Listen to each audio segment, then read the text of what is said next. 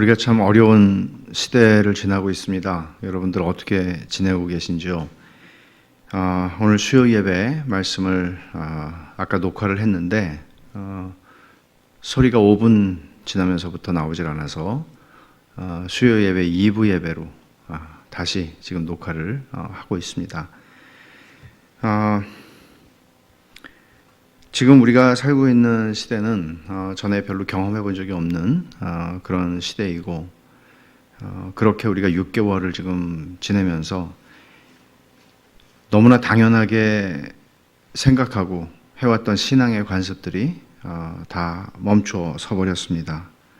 이게 신앙의 영역만이 아니라 우리의 삶의 거의 전 영역에 미칠 만큼 이 영향이 깊고 또 광범위한 것 같습니다.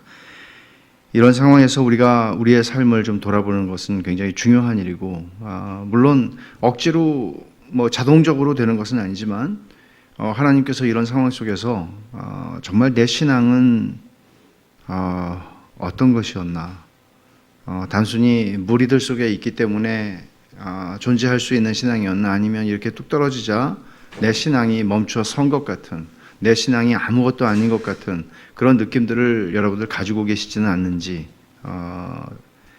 한번 돌아볼 수 있는 시간이죠. 과연 우리 가운데 예배가 없어졌을 때, 교제가 없어졌을 때 우리 신앙은 어떻게 살아있는 신앙일 수 있는가 하는 문제들이죠. 오늘 본문이 사실 이런 질문들을 우리에게 던지게 합니다.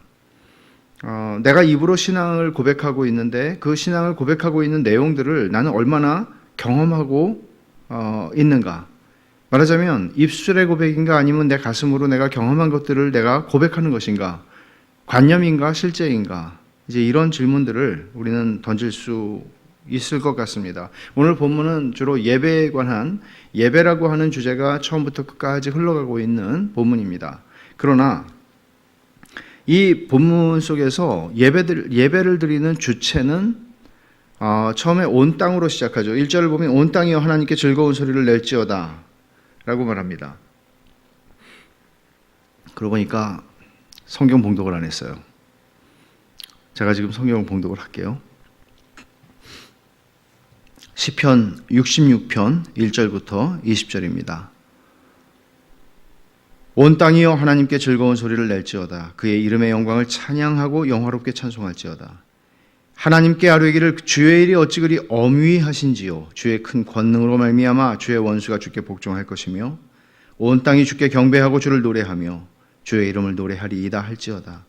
와서 하나님께서 행하신 것을 보라. 사람의 아들들에게 행하심이 엄위하시도다.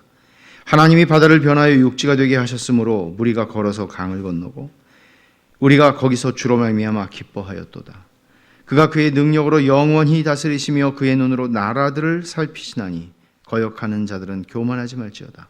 만민들아, 우리 하나님을 송축하며 그의 찬양 소리를 들리게 할지어다. 그는 우리 영혼을 살려두시고 우리의 실족함을 허락하지 아니하시는 주시로다. 하나님이여, 주께서 우리를 시험하시되 우리를 단련하시기를 은을 단련함같이 하셨으며 우리를 끌어 그물에 걸리게 하시며 어려운 짐을 우리 허리에 메어 두셨으며 사람들이 우리 머리를 타고 가게 하셨나이다. 우리가 불과 물을 통과하였더니 주께서 우리를 끌어내사 풍부한 곳에 들이셨나이다. 내가 번제물을 가지고 주의 집에 들어가서 나의 서원을 주께 갚으리니 이는 내 입술이 낸 것이요 내 환난 때에 내 입이 말한 것이니이다.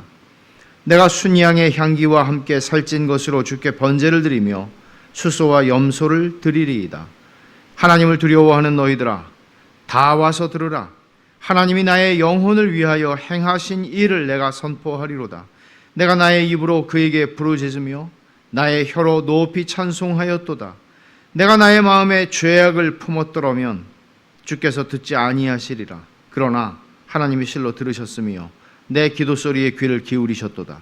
하나님을 찬송하리로다. 그가 내 기도를 물리치지 아니하시고 그의 인자하심을 내게서 거두지도 아니하셨도다.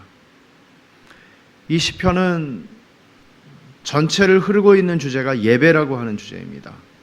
1절에 보면 온 땅이여 하나님께 즐거운 소리를 낼지어다 라고 말하죠.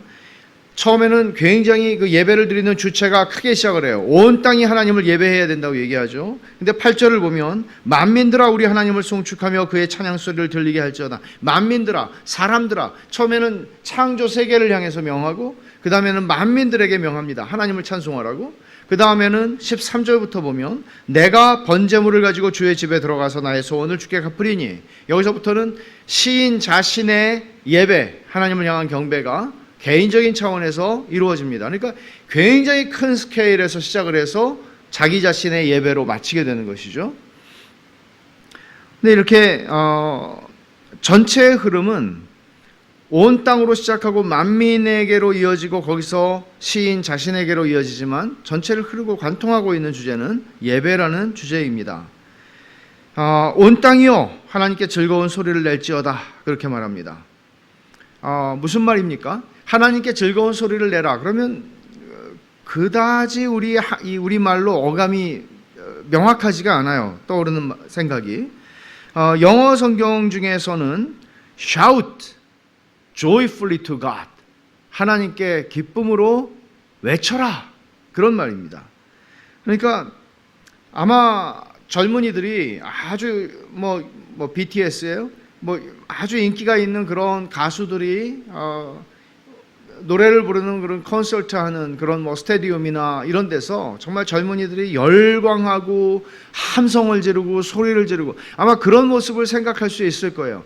또는 경기장에서 한국 사람들이 예를 들어 열광하는 월드컵이라든지 무슨 이런 야구장이나 이런 데서 자기 팀을 응원하면서 함성을 지르는 이런 모습들을 우리 생각해 볼 수 있는데, 약간은 좀 아이러니하지만 이런 모습 속에서 우리는 예배가 이런 거구나 하는 거를 배울 수 있는 것이고 볼 수 있는 것입니다. 여기서 온 땅이여 하나님께 즐거운 소리를 낼지어다 라고 얘기를 하는 것은 그런 개념으로 얘기를 하는 거죠. 근데 여러분 생각해 보세요. 경기장이든 그런 콘서트를 하는 데든 그런 데서 젊은이들이 열광하고 함성을 지르고 소리 지르고 그렇게 할 때 그게 부자연스럽게 보이거나 그게 너무 이상하게 연출하는 것처럼 보이거나 그렇지는 않습니다. 왜냐하면 그들 가슴 속에 있는 것들이 분출돼 나오기 때문이죠. 예배는 이런 것이란 말이에요. 이런 우리 안에 있는 것들이 우리 어떤 샤우팅을 하면서 이게 터져 나오는 것이지 없는 것을 만들어낼 수 있는 건 아닌데, 만약에 이런 가슴 속에 우리의 그런 감격과 흥분이 있다면 하나님을 향해서, 그러면 이거는 우리가 평상시처럼 예배당에 앉아서 예배를 드리느냐, 아니면 개인적으로 예배를 드리느냐, 독방에서 예배를 드리느냐, 감옥에서 예배를 드리느냐, 집에서 영상으로 예배를 드리느냐, 사실 좌우될 수 있는 성질의 것은 아닙니다. 어느 정도 영향이 있을 수는 있지만 그것에 좌우되지 않습니다. 마치 이런 거죠.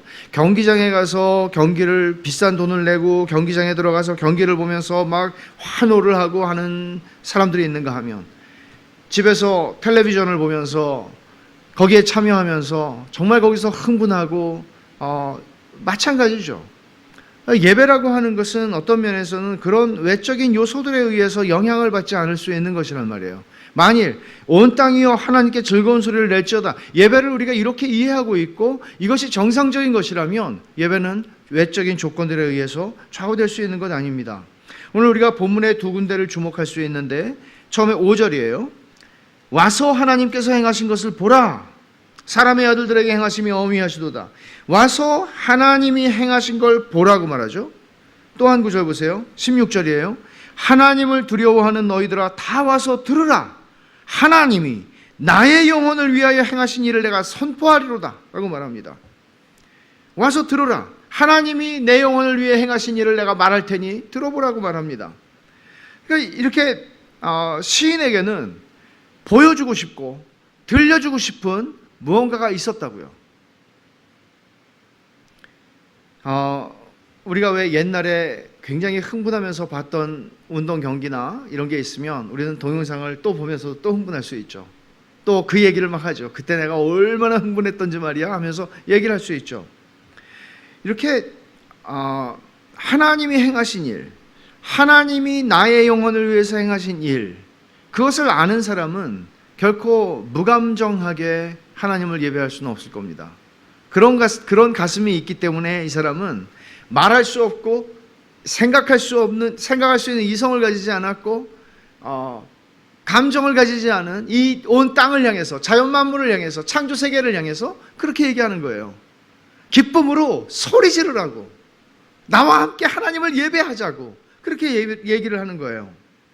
그러니까 정말 신앙이라고 하는 것은 내가 입술로 고백하고 사도신경을 하고 하이델베르크 요리문답을 하고 웨스트민스터 대요리문답, 소요리문답을 하고 이렇게 내가 말로 고백하는 그런 얘기가 아니라, 사실 그 고백들이, 내가 입술로 고백하는 그 고백들이 내 삶 속에서 경험이 된 것들인가 하는 것은 굉장히 중요한 문제이죠.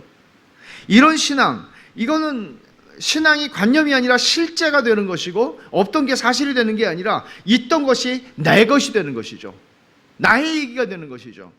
그렇게 주변의 분위기에 좌우되지 않고 힘을 가진 신앙, 그거는 입술로만 고백하는 신앙으로 되지 않죠. 내 엄마 아빠의 신앙, 내 엄마 아빠의 하나님이 나의 하나님이야 하는 걸로 되지 않죠. 진짜 나의 하나님이 되는 거죠. 그 고백을 경험한 거죠. 그러니까 이 차이는 작아 보이지만 사실 굉장히 큰 것입니다. 그리고 우리에게서 어떤 예배를 만들어내느냐 하는 것을 결정합니다.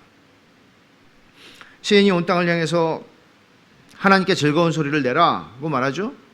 조금 더 구체적으로 3절에서 하나님께 아뢰기를 주의 일이 어찌 그리 엄위하신지요, 주의 큰 권능으로 말미암아 주의 원수가 주께 복종할 것이며 라고 말합니다. 엄위하다, 무섭다는 얘기죠. 두렵다는 얘기죠. 두려운 일이 지금 일어나고 있는 것을 본 겁니다. 근데 온 땅이 어떻게 찬양하겠어요, 능동적으로? 그래서 조금 더 보면 5절 하반절에 사람의 아들들에게 행하심이 엄위하시도다. 하나님께서 인생들 가운데, 사람들 가운데 행하시는 걸 보면 정말 하나님 살아계시구나 하는 것을 느낀다는 말인데, 그래서 보세요. 우리가 보통 자연재해나 천재지변을 겪게 되면 정말 무시무시한 그런, 정말 100년에 한 번 있을까 말까 한 정도의 그런 일들을 겪게 되면 일반적으로 사람들은 하나님을 생각하거나 하나님을 언급하는 경향이 있습니다. 가령 미국 사회와 같이 세속 사회지만 저도 지금 굉장히 급속도로 세속화되어 가고 있죠. 그래도 기독교적인 색채들이 남아있는 것들이 있는 그런 나라에서는 2000년대 전까지만 하더라도, 예를 들어 캘리포니아에 큰 지진이 났다 그러면 이제 공공방송에서 사람들이 이런 해설하는 사람들이나 이런 얘기를 하는 것이죠. 뭔가 하나님께서, 그들이 말하는 하나님은 물론 굉장히 일반적인 하나님입니다만은 뭔가 하나님께서 우리에게 말씀하시는 것 같다, 이런 식의 표현들을 사실은 썼단 말이에요. 그러나 가만히 생각해 보십시오. 그런 말을 한다고 해서 그들이 하나님을 예배하는 건 아니잖아요. 그런 하나님을 인정할 수는 있습니다. 예수를 안 믿어도 일반적으로 사람들은 그 정도 말은 할 수 있다는 거죠. 왜냐하면 인간의 어떤 능력 한도가 아니라 인간의 능력을 벗어나는 자연의 능력 앞에 인간이 입이 벌어지는 거죠. 어떻게 자기들이 할 수 없다고 느끼는 거예요. 그럴 때 두렵거든요. 두려운 일, 엄위한 일이에요. 근데 이거를 어떻게 붙이겠어요? 누가 일으킨 일이에요? 하나님이 하시지 않았겠나? 이런 생각 정도는 할 수 있다는 것이죠. 그러나 이것이 예배는 아닙니다. 사람들은 얼마든지 거기까지는 갈 수 있습니다. 여러분, 예수님께서 공생의 기간에 말씀을 전하셨을 때 마태복음 5장, 6장, 7장에 뭐가 있죠? 산상수훈이 있습니다. 주님께서 산에서 그 말씀들을 다 전하신 후에 사람들의 반응은 이랬습니다. 마태복음 7장 28절과 29절입니다. 예수께서 이 말씀을 마치심에 무리들이 그의 가르치심에 놀라니 이는 그 가르치시는 것이 권위 있는 자와 같고 그들의 서기관들과 같지 아니함일러라. 하지만 딱 거기까지만이었습니다. 그들은 경배하지 않았습니다. 예수님을 섬기지 않았습니다. 그들은 예수님의 설교와 그 설교를 한 탁월한 설교자를 판단했던 것입니다. 한 번은 예수님께서 갈릴리 바다에서 제자들하고 같이 배를 타고 건너가실 때 배 고물에서 주무시고 계셨어요. 큰 대풍이 일었습니다. 광풍이 일었습니다. 배가 깨어지게 생겼습니다. 제자들이 예수님을 깨우죠.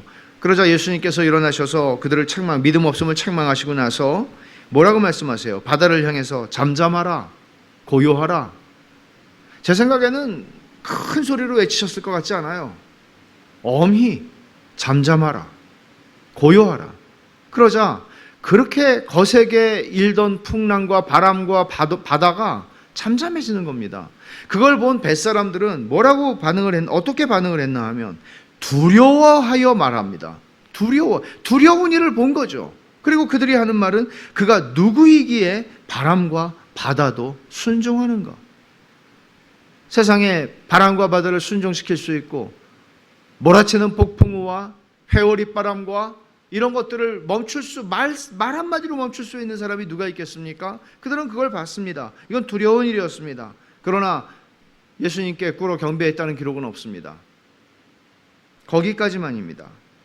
많은 사람이 세상에서 두려운 일, 어미로운 일을 봅니다. 그렇지만 하나님을 생각하고 말하는 데까지는 이룰 수 있지만 예배하는 데까지 이르지 못합니다. 여러분의 삶을 한번 돌아보십시오. 여러분이 예수님을 믿기 전에, 예수님 앞에 굴복하기 전에 여러분의 인생에는 얼마만큼 여러분들이 죽음에 대해서든 어떤 사건에 대해서든 하나님 앞에 무릎 꿇지 않을 수 없는 그런 일들이 있지 않았습니까? 여러분들은 많이 말했을 겁니다. 아, 정말 하나님이 살아계신가 보다. 하나님이 뭔가 하시는 것 같다. 이거 어떻게 설명하겠나? 그러나 하나님께 돌아오진 않죠. 그것이 우리로 하여금 참된 회심으로 우리를 인도하지는 않는단 말입니다. 이런 것들은 예배가 아닙니다. 시인이 말하는 것은 이성이 없는 자연조차 주께 경배하고 주를 노래하고 주의 이름을 노래해야 한다고 그런 4절에 말한 것처럼 느끼는 것입니다. 5절에서 시인은 이렇게 말하죠. 와서 하나님께서 행하신 것을 보라. 사람의 아들들에게 행하심이 어미하시도다. 여기서 시인이 떠올리는 것은 출애굽 때 홍해를 건넌 사건입니다. 6절에 나오죠. 하나님이 바다를 변하여 육지가 되게 하셨으므로 무리가 걸어서 강을 건너고 우리가 거기서 주로 말미암아 기뻐하였도다. 출애굽 사건은 구약의 구원을 설명해 주는 가장 상징적이고 기념비적인 사건입니다. 이 사건을 그는 떠올립니다. 하나님의 언약 백성을 향해서 하나님이 행하신 일을, 과거의 일을 떠올립니다. 그렇지만 그는 현재의 고백으로 이 고백을 가지고 나오고 있습니다. 그게 뭐예요? 6절 하반절에 우리가 거기서 주로 말미암아 기뻐하였도다. 마치 자기가 그 자리에 있었던 것처럼, 자기들의 조상과 같이 그 자리에 있었던 것처럼 그는 과거를 끌어와서 현재로 만듭니다. 그리고 하나님을 예배하는 것이죠. 근데 이 사건을, 이스라엘 백성에게 나타난 이 사건을 그는 확장해서 온 세상의 모든 민족, 모든 사람을 향해서 유효한 사건이라고 얘기하죠. 어떤 의미에서 그렇습니까? 7절을 보면 그가 그의 능력으로 영원히 다스리시며 그의 눈으로 나라들을 살피시나니 거역하는 자들은 교만하지 말지어다.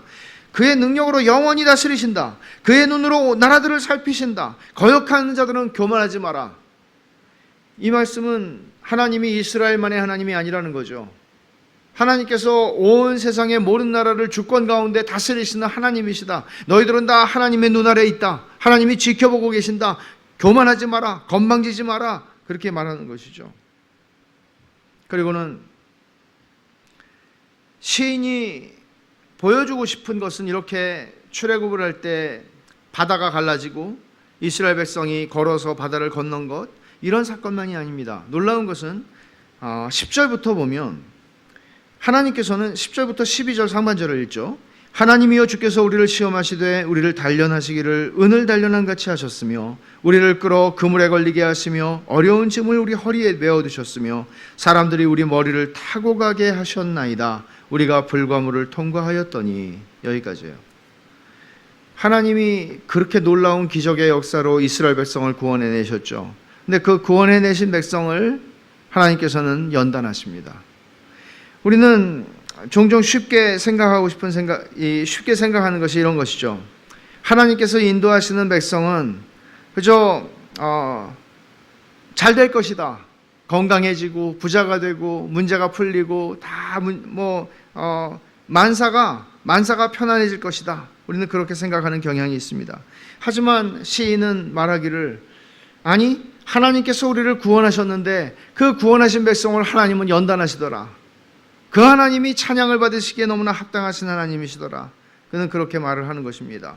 어떤 것들이에요? 하나하나 보면 은을 단련한 같이 우리를 단련하시는데, 첫째 11절에 우리를 끌어 그물에 걸리게 하시며, 내가 인생을 열심히 계획하고 성실하게 준비하고 그 길을 잘 가고 있어요. 근데 하나님께서 내 인생을 그물에 걸리게 하신다는 거예요. 하나님이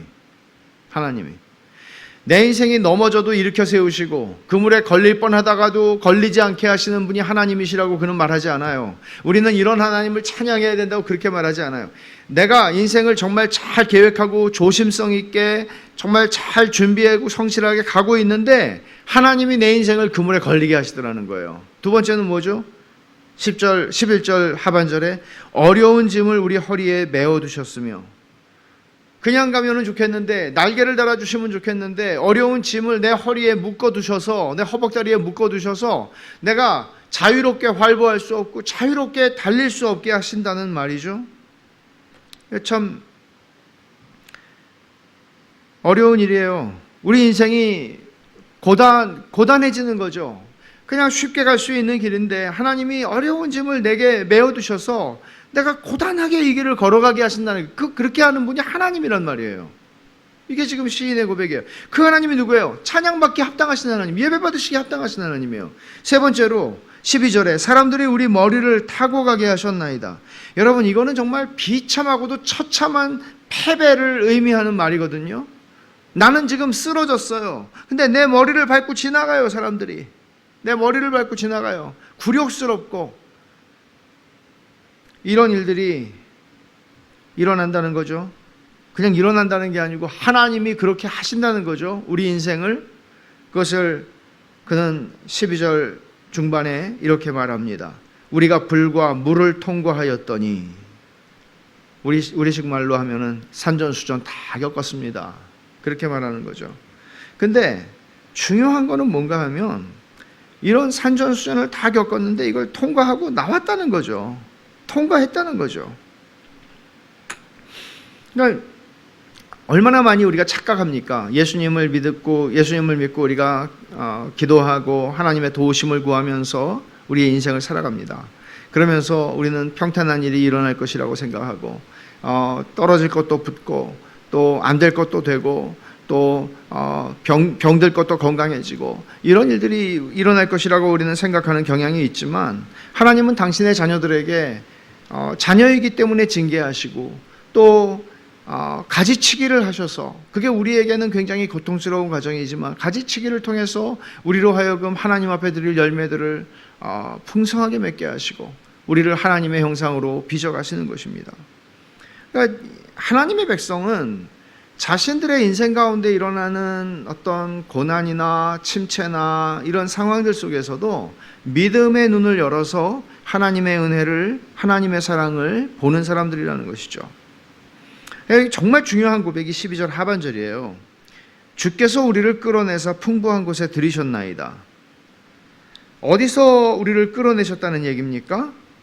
내가 걸려있는 그물, 그리고 내가 달려가야 되는데 달려가지 못하게 그동안 나를 얽매였던 그 어려운 짐, 하나님이 메어주셨던 그 어려운 짐, 그리고 12절에 말한 바 사람들이 우리 머리를 타고 가게 하셨나이다. 내가 엎어지고 넘어지고 패배하고 떨어지고 이렇게 하는 그 모든 과정 속에서 하나님은 이런 물과 불을 다 통과하게 하셔서 우리를 끌어내사 풍부한 곳에 들이셨나이다. 이 풍부한 곳이라는 것은 말 그대로 풍요롭고 흘러넘친다는 뜻이죠. 흘러넘친다는 뜻이에요. 그러니까 정말 내가 부족함이 없습니다. 이런 고백을 하나님한테 하는 자리까지 나를 데리고 오셨다는 거예요. 그러니까 보면은 시편 23편에서 다윗이 사망의 음침한 골짜기를 지나면서도 결국에는 내가 여호와의 집에 영원히 거하리로다 라고 고백하는 것과 다르지 않습니다. 여러분 한번 생각해 보십시오. 시인이 과거의 일들을 지금 말하고 있지만, 그는 과거의 일들을 말하고 있지만 실제로는 그 과거를 끄집어내서 현재적인 사건으로 하나님 앞에 고백하고 하나님을 찬양하고, 그거는 미래의 일들도 마찬가지예요. 신앙에 있어서 이 패로운이라고 하는 사람이 한 말인데, 믿음은 미래뿐 아니라 과거를 우리 것이 되게 한다. 미래는 당연하고 믿음은 미래와 관련이 있는 거거든요. 바라는 것들의 실상이란 말이에요. 그러니까 미래의 것과 관련이 있는데 그것만이 아니라고, 과거에 일어난 일들조차 현재로 가지고 와서 그것을 내가 풍성하게 하나님의 선하심과 은혜라고 누리게 한다고 얘기하는 거예요. 그러니까 이것을 지금 보여주는 거죠. 그러니까 과거에 이 시인은 민족의 역사 속에서 경험한 것일 수도 있고 자기의 인생 속에서 경험한 것일 수도 있는데, 이런 그물에 걸리는 인생, 그리고 어려운 짐을 허리에 매달고 걸어가야 하는 고단한 인생, 그리고 사람들이 내 머리를 타고 지나가는 그런, 참 뭐라고 표현해야 돼요? 쓰라린 그런 패배를 경험하는 거예요. 그리스도인이, 하나님의 사람이. 근데 그 속에서 언제나 모든 상황에서 모든 장애에도 불구하고 하나님이 우리를 보존해 주셨습니다. 이런 고백을 하는 것이죠. 아무도 자기 자신이 하나님을 예배하지 않으면서 남들 보고 하나님을 예배하라고 말할 수 있는데, 이건 참 어려운 일입니다. 예를 들어 가정 예배를 한번 생각해 보십시다. 아빠의 마음에 하나님을 예배하고 싶은 마음이 가득해요. 하나님을 향해서 막 샤우팅을 하고 싶어요. 기쁨으로. 그래서 얘들아 우리 예배하자, 이렇게 하는 거하고, 아빠 얼굴을 보니까 아빠도 예배 드리고 싶은 생각이 없어요. 근데 아빠도 의무적으로 하는 것 같아요. 근데 애들 보고 시간 됐다, 예배 드리자, 이렇게 할 수 있죠. 다른 것이죠. 교회에서도 얼마든지 그런 일이 일어날 수 있을 것입니다. 저도 주일학교 때 꿀밤을 얼마나 많이 맞았는지 몰라요. 주일학교 선생님한테 예배 드리면서. 물론 꿀밤을 때리신 선생님의 마음은 알 길이 없지만은 어린 시절에 부모님 혹은 어른들, 교회 어르신들을 보면서 정말 예배는 저런 거구나, 정말 예배를 드리는 저들의 얼굴처럼 환하고 멋진 얼굴은 없구나, 이런 거를 얼마나 내가 봤었지, 이런 생각을 해보게도 되거든요. 근데 그렇게 될 때 예배는 강요된 의무가 될 수밖에 없겠죠. 근데 문제는 정말 우리 안에 예배하고 싶은 마음이 충만하고, 정말 하나님께 즐거운 소리를 막 함성을 지르고 싶은 그런 마음들을 가지고 하나님을 예배할 수 있다면, 그 가슴에서부터 그런 마음들이 막 흘러나오고 터져 나온다면, 여러분 그게 어떻게 의무가 되겠습니까? 예배드림이 기쁨입니다. 이런 고백을 하게 되는 것이죠. 그래서 이제 시인이 13절부터 보면은 자기 개인의 차원으로 예배가 이제 축소된다기보다는 이제 그 스케일이 작아지는 것이죠. 내가 번제물을 가지고 주의 집에 들어가서 나의 소원을 주께 갚으리니 이는 내 입술이 낸 것이요 내 환난 때에 내 입이 말한 것이니이다. 내가 순양의 향기와 함께 살찐 것으로 주께 번제를 드리며 숫소와 염소를 드리리이다. 환난 가운데 있을 때, 자기가 그물에 걸렸을 때, 자기가 어려운 짐을 메고 걸어가고 있었을 때, 사람들이 자기 머리 위를 지나가고 있었을 때, 그는 하나님 앞에 서원한 게 있다는 거죠.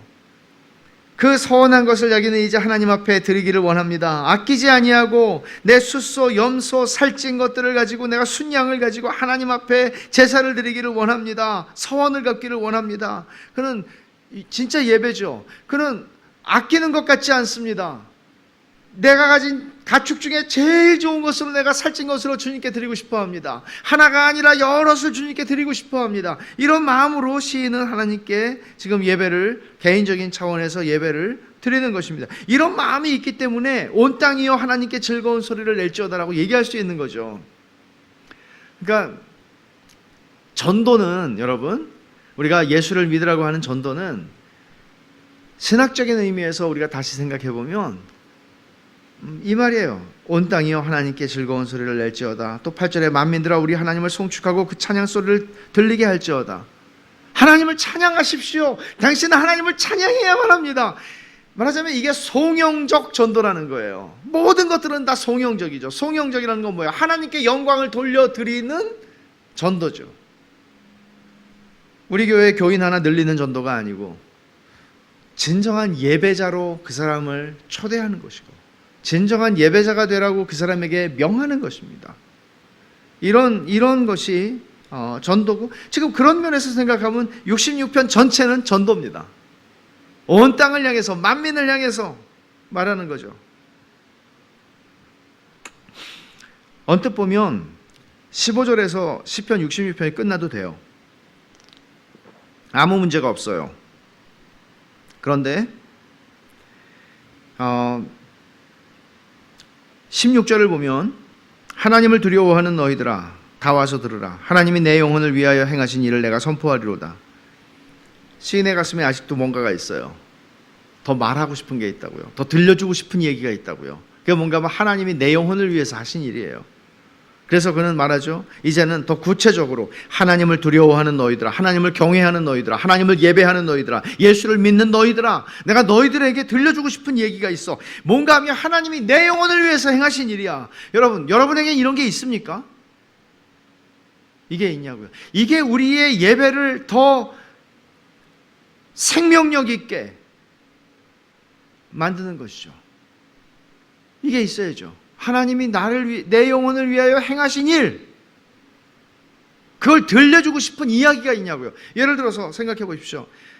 어느 날 가족들이 캠핑을 갔거나 휴가를 갔습니다. 여행을 갔습니다. 그리고 아버지가 저녁에 얘기합니다.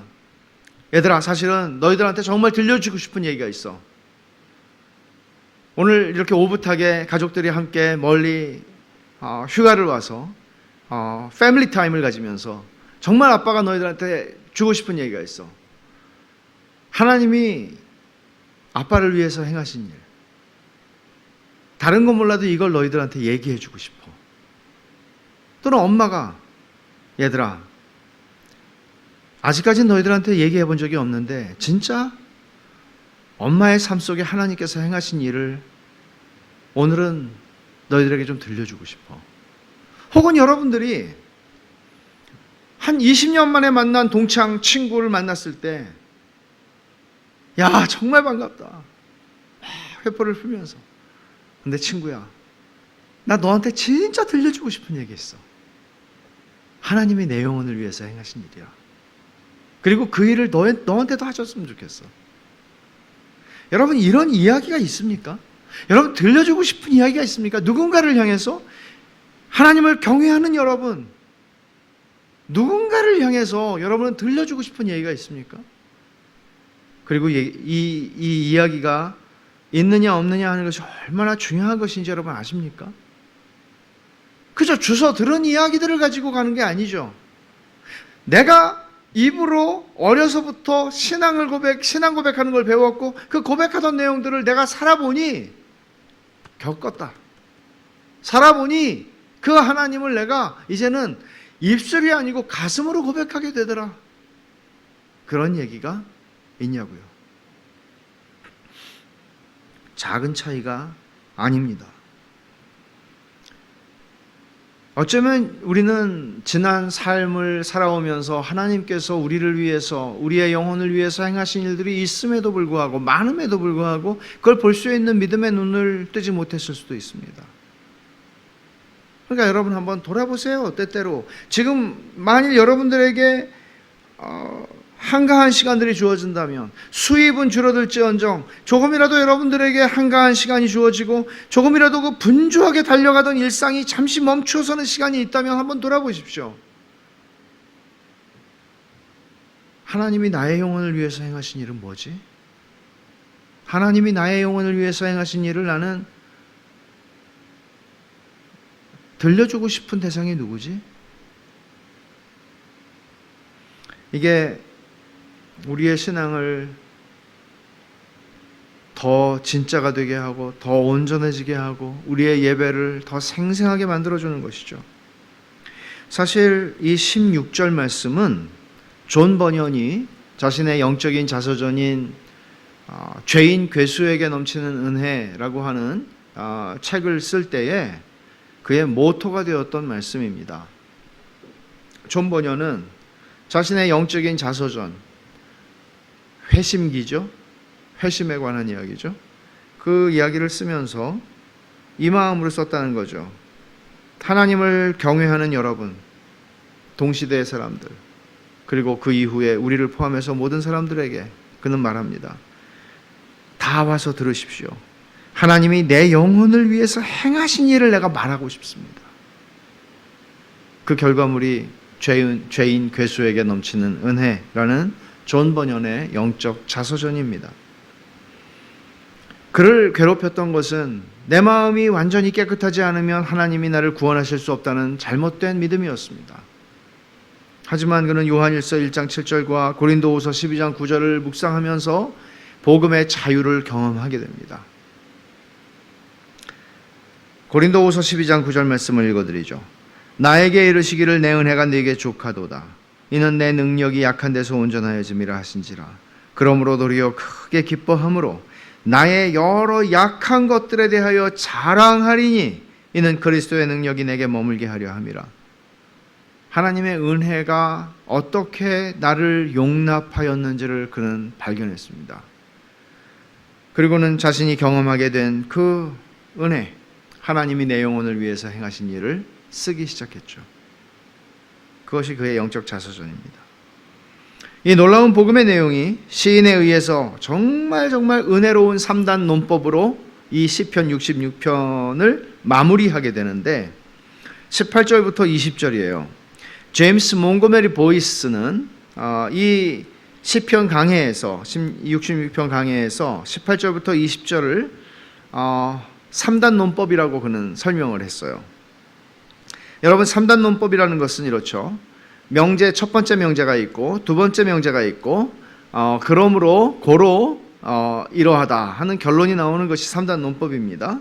3단 논법으로 우리가 이 말씀을 한번 생각을 해보십시다. 18절입니다. 내가 나의 마음에 죄악을 품었더라면 주께서 듣지 아니하시리라. 이게 첫 번째 명제예요. 죄악을 품고 기도하는 기도는 하나님이 듣지 않으신다. 두 번째 명제 19절. 그러나 하나님이 실로 들으셨으며 내 기도 소리에 귀를 기울이셨도다. 근데 하나님이 내 기도를 들으셨어요. 내 기도 소리에 귀를 기울이셨어요. 그렇다면 이게 명제, 두 번째 명제예요. 그렇다면 고로 어떤 결론이 나올까요? 3단 논법으로 나는 죄를 품지 않았다.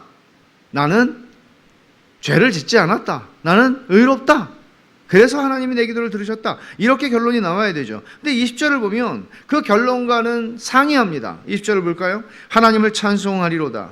그가 내 기도를 물리치지 아니하시고 그의 인자하심을 내게서 거두지도 아니하셨도다. 무슨 말이에요?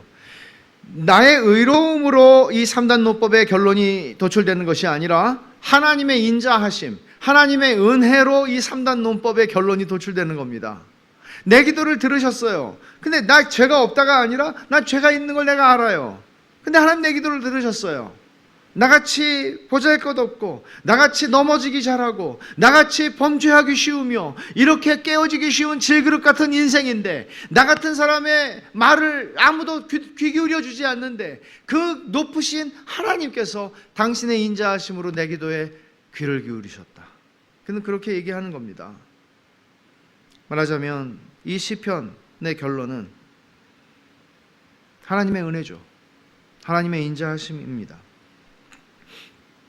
이 하나님의 인자하심이 이 시편 기자로 하여금 1절에 온 땅이여 하나님께 즐거운 소리를 낼지어다. Shout joyfully to God. 하나님께 즐거운 소리로 외쳐라. 이렇게 얘기하는 거예요. 이 하나님의 은혜에 대한 감격이 자기가 지금까지 신앙을 고백하고 있는 그 고백을 들어보라고 말하지 않아요. 내 고백이 얼마나 신학적으로 정교하고 내 고백이 얼마나 성경적이고 내 고백이 얼마나 하자가 없는지 들어보라고 그는 그렇게 말하지 않아요. 여러분, 우리는 교리를 강조하고 가르침을 강조하고 하나님 말씀을 강조하고 성경을 강조하면서 우리는 종종 이런 식의 부족한 신앙으로 가기가 쉬워요. 내 신앙 고백을 들어보라고 얼마나 옳은지. 시인은 그렇게 말하지 않아요. 하나님이 행하신 일을 보라고. 특별히 하나님이 내 영혼을 위해서 행하신 일을 보라고. 이게 살아있는 신앙이에요. 우리의 교리를 강조하고 가르침을 강조하는 것들이 자칫 잘못하면 죽어있는 정통이 돼요. 성경은 그런 것을 신앙이라고 말하지 않아요. 성경이 말하는 신앙은, 오늘 본문을 통해서 하나님께서 우리에게 가르쳐 주시는 신앙은 네가 입술로 고백하는 신앙을 겪어야 된다. 경험해야 된다. 그래서 진짜 네 가슴의 고백이 되어야 된다. 그렇게 하나님은 우리의 인생을 이끌어 가세요. 때로는 그물에 걸리게 하시고 때로는 지기 힘든 짐을 나에게 지우셔서 내 인생을 고단하게 하시고 때로는 내 머리 위로 사람들이 지나가게 하셔서 나를 패자가 되는 경험을 겪게 하시고 그렇게 하실지라도 하나님은 나의 살아있는 신앙 고백의 하나님이 되시기를 원하시는 것이죠. 그렇게 해서 우리의 예배는 무감정한, 주일 아침이면, 그 전에 여러분 그렇게 하시지 않았나요? 주일 아침이면 그냥 어김없이 이 자리에 와 앉아 있을 수 있지만, 그러나 무감정하고 무감각하고 그냥 참여하는, 방관하는 그런 예배자가 아니었나요? 한번 돌아보시란 말이죠. 하나님이 내 영혼을 위해서 행하신 일, 우리가 다시 모일 때 하나님이 내 영혼을 위해서 행하신 일을 들어보라고, 그런 이야기를 서로가 들려줄 수 있으면 좋겠습니다. 어려운 시대를 지나고 있지만, 예배당에 주일날 아침에 모여서 함께 예배를 드릴 수도 없고 함께 밥을 먹고 함께 교제할 수 없는 어려운 시대지만, 다함이 없는 하나님의 은혜가, 다함이 없다는 말을 한번 생각해 보십시오. 다함이 없어요. 그치는 법이 없어요. 단지 내가 그것을 느끼지 못할 뿐이고, 내가 그걸 인정하지 않을 뿐이고, 나의 원망과 불평과 나의 삶의 자리에 너무나 사로잡혀서 그것을 누리지 못할 뿐, 다함이 없는 하나님의 은혜가 우리의 예배와 찬송을 멈추게 하지 않아야 합니다. 시인 자신이 하나님께 예배했듯이 이 땅에 사는 동안에 그치지 않는 하나님의 은혜가 우리로 하여금 그치지 않고 하나님을 향해서 기쁨으로 함성을 지르게 하는 그런 예배를, 모이든 모이지 않든 이번 주일날 어떻게 되든 상관없이 우리 삶에서 그런 복된 은혜를 누리게 하시기를 구합니다. 기도하겠습니다. 하나님 아버지, 감사합니다. 온 땅이여 하나님께 즐거운 소리를 낼지어다. 이렇게 시인은 세상을 향해서 외치고 만민들에게 외치고 자기 자신이 하나님 앞에 예배한다고, 자기가 말로만 고백하던 내용이 아니라 그 말로 고백하던 내용을 이제는 경험해서 다 알았다고, 가슴으로 하나님 앞에 고백하는 신앙의 내용을 가지고 하나님께 예배의 자리로 나아가는 이 모습을 보면서 하나님 아버지, 저희 자신의 신앙을 돌아보지 않을 수가 없습니다. 하나님 아버지, 도우셔서 긍휼히 여기셔서 저희에게 자비를 베푸셔서 어려운 시대를 지나고 있고, 특별히 우리의 인생이 고단하고 마치 어려운 짐, 무거운 짐을 짊어지고 가는 것 같고, 때로는 그물에 걸려 넘어지는 것 같고, 때로는 나를 밟고 사람들이 다 지나가는 것 같은 패배와 처참함을 경험한다고 할지라도 그 속에서도 하나님께서 하나님의 인자하심과 은혜를 누리게 하시는 그 다함이 없는 하나님의 은혜를 저희가 알기를 원합니다. 하나님 아버지, 사랑하는 벳샬롬의 권속들 한 사람 한 사람, 한 가정 한 가정 긍휼히 여기시옵소서. 불쌍히 여겨주시옵소서. 아버지 하나님, 하나님의 은혜가 다함이 없듯이 하나님을 향한 저희의 예배가 끝이 없이 지속되게 하여 주시옵소서. 이 땅에 사는 동안만이 아니라 영원히 하나님의 집에서 하나님을 찬송하는 이 영광을 누리게 하여 주시옵소서. 예수님의 이름으로 기도하옵나이다. 아멘.